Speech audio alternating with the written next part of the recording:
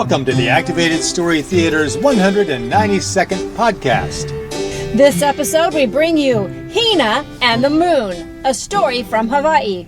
Hi, I'm Dennis. And I'm Kimberly. And together we are the Activated Actors. We are coming to you from Charleston, South Carolina, where we just helped the Charleston Museum celebrate its 246th birthday. Yes, that's 246, which means it's even older than the country. I think it's amazing that the museum is that old. And we were very happy to be part of this birthday celebration. We were there performing on the actual anniversary of the day it was founded. Yes. So very happy to be a part of that. Thank you so much to the Charleston Museum for inviting us to be a part of this special event. We had a great time celebrating with all of the families who attended the show. And we have been in South Carolina for the past few weeks. We stopped in a little town in South Carolina that has a very interesting garden, a topiary garden that was started about 35 years ago by this fellow who just keeps enlarging it and improving it and does amazing things with it. It's on his property at his house, and he has expanded his topiary skills throughout the neighborhood. His name is Pearl Fryar, and he is quite talented, and it's great fun. It's kind of a little hidden gem that you can stop in and see. You kind of have to know about it, but there are some signs pointing the way once you get off the exit on the highway. And there was a documentary made about him, a man named Pearl, so Yes. You might want to look for that. And we featured the garden in one of our Activated Adventures videos. We also have spent some time in Myrtle Beach. We were dancing on the beach. Literally, we went to a session of Carolina shag dancing.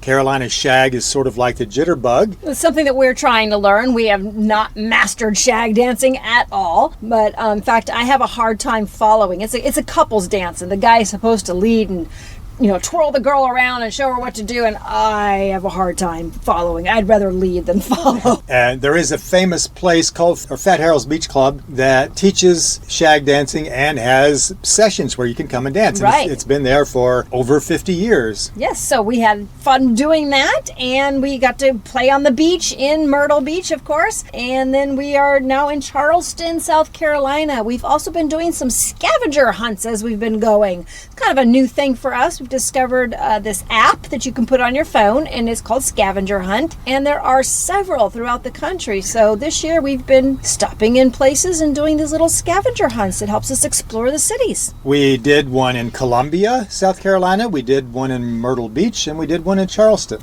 Got some shows coming up in Alabama and California, and we also got some shows in Mississippi, but those are going to be some programs for schools. But the public shows we'll be telling you about after we tell you the story, because we've got a special story for you. This is Hina and the Moon, and next year when we bring our new show out for the summer programs and touring through 2020, so summer 2019 through May 2020, we are going to be including Hina and the Moon as part of the shows that we put up on stage with our sets and our costumes and our props and all of our physical comedy.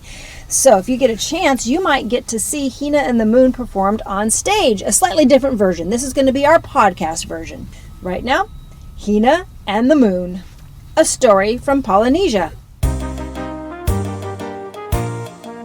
Long ago, in what we now call Hawaii, there lived a young woman named Hina, who loved looking at the moon. Now, in those days, the moon was much closer. It was so close you could almost touch it. Here, moon, moon, moon. Here, moon. Almost. Oh. And also, the moon was very different then. What? What was it, square or something? No, but it was flat and solid yellow with none of the interesting markings we see now. So, how did it get the way it is now? We'll get to that, but first, let's get back to Hina. Oh, right. Now, Hina was a really good... Cook? No, not really. Actually, she was a very good... Singer! No. Her singing would have made worms howl. Actually, she was a very good... Swimmer, gardener, barista. Seamstress. Seamstress and weaver. There was none better anywhere in the islands. She made legendary colorful scarves and skirts and blankets and whatevers. But first, she had to make the cloth itself. Oh, yes, of course. She made it out of tree bark. Out of what? Tree bark. Every day, she would sit down by the water and pound the bark with rocks until it turned into cloth. You're kidding, right? It was a difficult task, and sometimes she would work very late until the moon would come out. Thank you, Moon, for giving off enough light that I can finish this piece of cloth. Wow. You know you've been working too hard when you start talking to the moon. And the people all really admired her work. Ooh. Ah. And they would pay her to make things for them. In those days, money was in the form of beads and shells. How much for that beautiful golden sash, ma'am? 2 beads and a shell. Oh, here are 3 beads. Keep the change. Oh, thank you. Soon, she had nearly a whole basket full of beads and shells. Cool.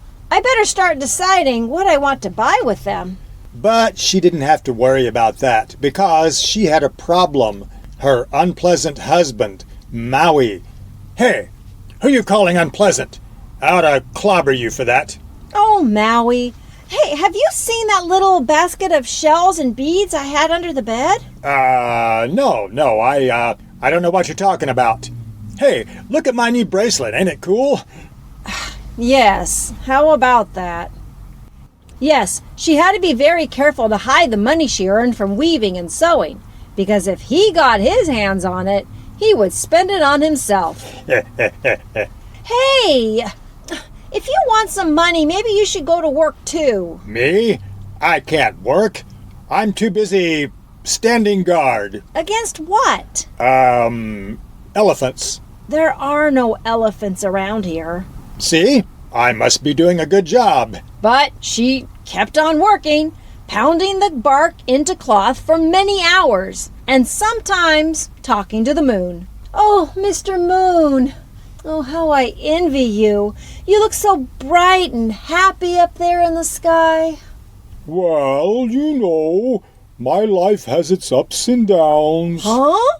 You talk back to me. Of course. After all, you've been talking to me for many days. I didn't want you to think I'm rude. So, what's it like up there where you are? Well, I have comfortable quarters, but not much atmosphere. It does get awfully lonely up here. Hey, maybe you could come up to visit me sometime. It's not very far these days, you know. Oh, that sounds very nice. But I wouldn't know how to get there. Besides, I have too much work to do down here. In addition to my weaving and sewing, I have to cook and clean at home. Oh no, that reminds me. My husband will be impatient for his dinner. I better get home right away. Oh, it's been nice talking to you, Mr. Moon. I gotta run. Hey, you could run faster if you were up here. Meanwhile, back at home, Maui was getting really impatient. So, she thinks pounding on tree bark is more important than her housework. She thinks our silly cloth is more important than me eating. Well, I'll show her. And with that, he grabbed all of her colorful cloth and set it on fire. And when she got home, my husband must have tried cooking for himself. I smell something really badly burnt. So there you are. Sorry I'm late. What on earth have you been cooking? That stupid cloth of yours. What? What? Maybe without that silly cloth to distract you, you'll pay more attention to your chores. Now, where is my dinner? I don't know, and I don't care. I'm leaving. Oh, really? Where do you think you're going? I don't know, but I'm taking my basket of money and going somewhere. Huh? No. That basket of money stays with this house. Give it to me. Not a chance. And she took off running through the woods with Maui close behind her. Come back here with that money. Meanwhile, the moon looked down and saw her trying to escape him. Looks like she needs my help. I'll just whip up a little hurricane. And he made the wind blow more fiercely than it had ever blown before. and the wind whisked Hina up into the air. Whoa! Oh no! The wind blew off my scarf.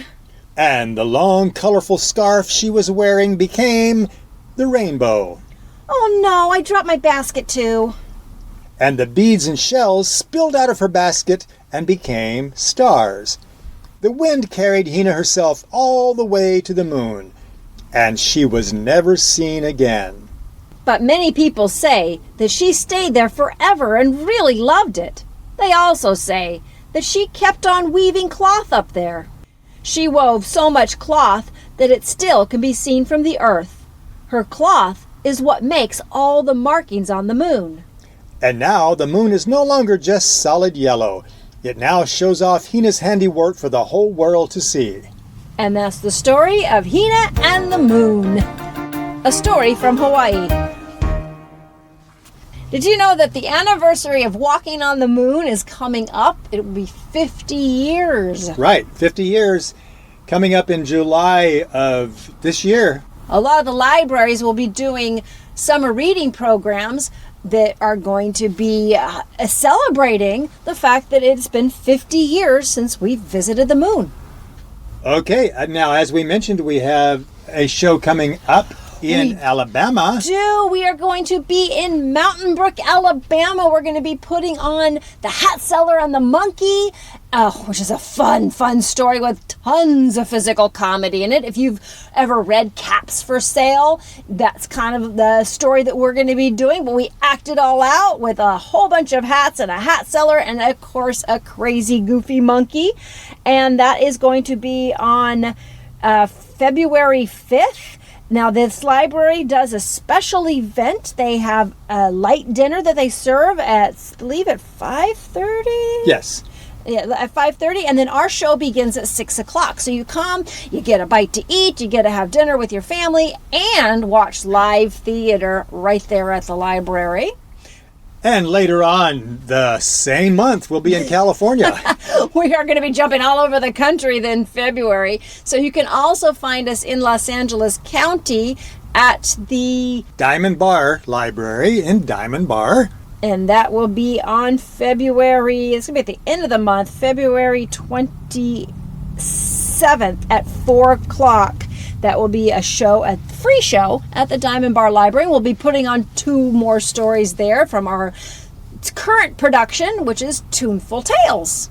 All right, and we'll tell you more about upcoming shows in our next podcast. And if you make it to a real live show, please come up and say hi. We always love to meet our podcast listeners. And, of course, we'll give you a shout-out if you come up and say hi to us. Yes, good way to get your name in a podcast. That's right. And a big thank you also to our Patreons for supporting us. Without them, these podcasts would not be possible. You may have noticed we do not do advertising on our podcast, and that is thanks to our Patreons. If you'd like to help support the podcast, please visit patreons.com, and that's /activated, or you can find the link on our website, activatedstorytheater.com. We appreciate your support. And until next time, stay activated. What else would you stay? I don't know. Activated Story Theater is committed to bringing fun, educational shows to schools and libraries nationwide. On stage, we use physical comedy, American Sign Language, imaginative props, and a giant, oversized book to bring multicultural folktales to life. For booking information, check out our website, activatedstorytheater.com, where you can also find out when the activated actors will be performing near you, read a story, or order one of our audio CDs. You can subscribe to this podcast on iTunes or listen on Stitcher. We look forward to your comments and folktale suggestions. Stay activated. Until next time.